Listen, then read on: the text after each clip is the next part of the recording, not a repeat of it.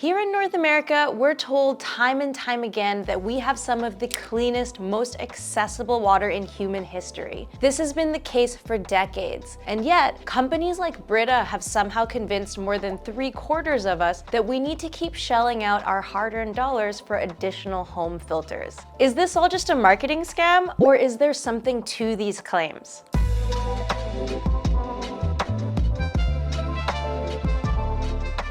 The fight for drinking water is one of the oldest struggles known to man. It's likely that we started learning to filter far earlier, but we have records dating back 4,000 years ago detailing water purification techniques. A lot of old school methods are still in use today and would involve things like boiling, filtering through sand or gravel, or using some kind of additive to kill bacteria. Back in the day, Greeks and Romans would mix alcohol into their drinking water to make it a bit safer, which sounds a lot nicer to me than modern day chlorine. It seems that we humans have long had some inkling of the importance of clean water, but it wasn't until the 19th century that British epidemiologist John Snow linked contaminated water to a cholera outbreak. I love that there's a real person named John Snow. Today, it just seems obvious to us that water can spread disease, but this represented a major breakthrough for medicine. Since then, municipalities around the world started taking filtration a lot more seriously, saving countless lives in the process. It's just the norm in many wealthier countries to have robust systems that deliver filtered water straight to our taps. And yet, despite this plentitude of disease-free drinking water, domestic water filters are at an all-time high and continue to spread. Brita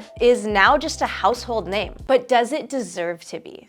Funnily enough, Brita got going in what's often listed as one of the countries with the cleanest tap water in the world, Germany, which honestly, already I'm like, okay, Germany made this. Let's talk more. Brita started off as a simple family making filters in their backyard to demineralize water for car batteries. Brita was actually the name of the founder's daughter, which isn't particularly relevant, but it's pretty cute. Then, in the 1970s, the family introduced the world to a brand new concept, the water filtration jug. The filtration system, of course, looks a bit different now than it did in 1970, and today you can get a huge variety of filters from Brita or different brands, but generally speaking, these jugs are often pretty similar. They typically pass water through activated carbon granules, which can sponge up stuff like chlorine, mercury, and lead, leaving your water relatively heavy metal free. Brita had to fight for its place on this side of the Pacific, and in fact was almost forced to admit defeat. But smart marketing saved the day, and here we are,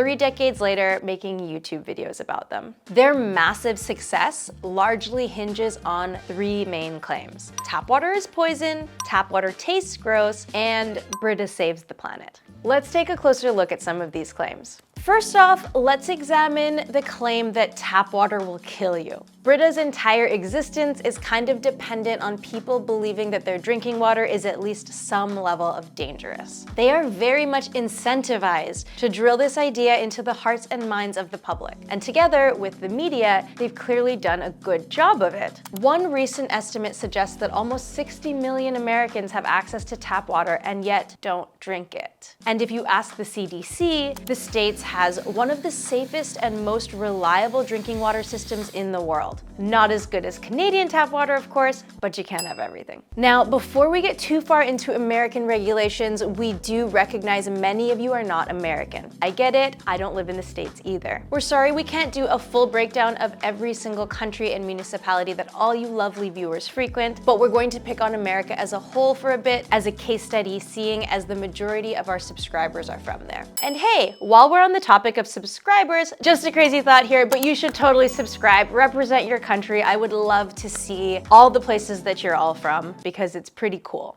Chances are though, if you're watching this video, your local government does something pretty similar and this next bit will still be somewhat relevant. In the States, public water systems have been protected under the Safe Drinking Act since 1974. Basically, this act gives authority to the EPA to set national standards to make sure you don't get cholera or lead poisoning from public water supplies. To this end, the EPA regulates the presence and amount of over 90 different contaminants in public drinking water, which I have to say is extremely comforting given just how much can contaminate drinking water. From sewer runoff to pesticides to frickin' uranium, a lot can go wrong with your H2O, and these standards help protect us from that. I gotta go wee wee. Oh, not in the lake we drink from? To be clear, everyone seems to acknowledge that even water that passes EPA standards has its risks. But there are two main narratives about said risks. On one hand, much of mainstream medicine insists that the danger is minimal. Contaminants will always be present, sure, but they're mostly harmless and not really worth fretting over. This is the kind of advice you'll get from places like Healthline, the CDC, and others. But not every medical health practitioner buys into this narrative. In particular, functional medicine doctors who adopt a more holistic approach tend to warn about tap water. The argument here is that sure, the EPA regulates 90 contaminants, but that there are literally hundreds of unregulated contaminants that most people don't want to be drinking. It's not really contested that tap water can contain things like car emissions, flame retardants, and other people's pharmaceuticals. Oh, no.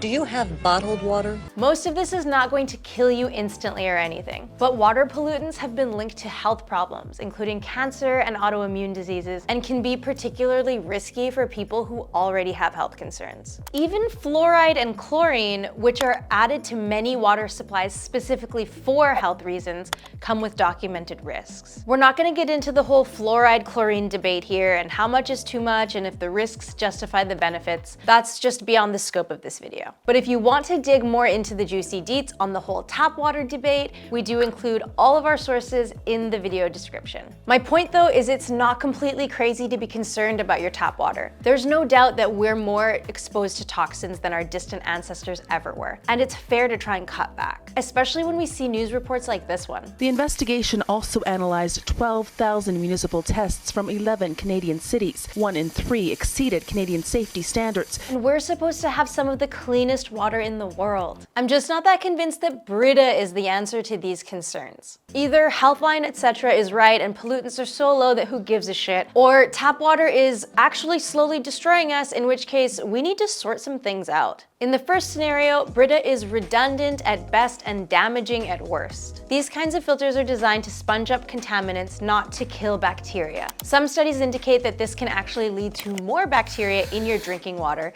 because the filters just kind of collect them all in a bacteria breeding ground. That's probably not the biggest deal ever, especially since not all bacteria is harmful, but it does kind of defeat the purpose of having a filter designed to remove stuff. Of course, this effect is only worse if you don't change the filter, and let's be honest, how many of you actually change the filters when you're supposed to? The only reason I do is because my mom got me a big box of filters from Costco. Thanks, Mom. Britas with dirty filters don't clean your water. I hate to say it, but even if you use Brita properly, they're just not the best out there. Their standard filters don't even deal with lead, which is one of the main things people are worried about, and only their faucet addresses select pesticides and pharmaceuticals. In general, their filters are only designed to reduce pollutants, not eliminate them entirely, which might not be aggressive enough for some of you. It's one of those things we tend to buy on a whim because we're familiar with it. They must be the best choice because they're everywhere. But if we're seriously concerned about ingesting toxins, it might be worth it for us to spend a bit of time to intentionally choose something that solves our specific needs. Did you know you can actually test your own water to help you figure out what you do or do not need? It's as simple as going down to your local hardware store and picking up a test kit,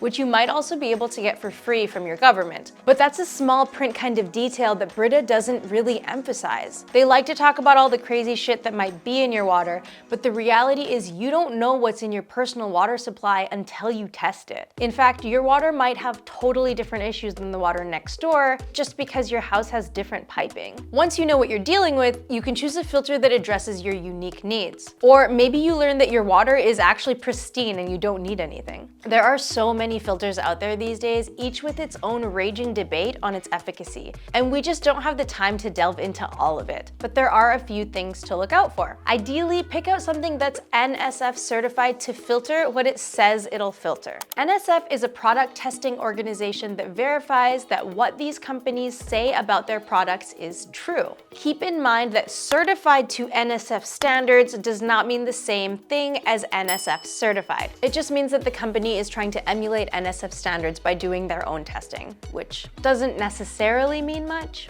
but it might. We'd also recommend maybe staying away from pitcher filters. Full disclosure, I still have one, and I am seriously considering a different option. Companies like Brita make a lot of money pretending they're green because they're not as bad as millions of plastic water bottles dumped in the oceans, but pitcher filters usually need to be replaced more frequently and use more plastic than other filter types. And often these filters aren't super recyclable. In Brita's case, you can mail off your filter to be recycled, but how many of you already knew that? I didn't know that. In all likelihood, that extra step is probably gonna mean more filters in the landfill. Countertop or under the sink options might require more upfront costs and a bit of installation, but if you're not buying filters all the time, it'll save you money in the long run and definitely save the planet from extra trash. Whatever you choose, we hope you got something out of this video. Thank you so much for watching, and if you're subscribed, I'll catch you in the next video.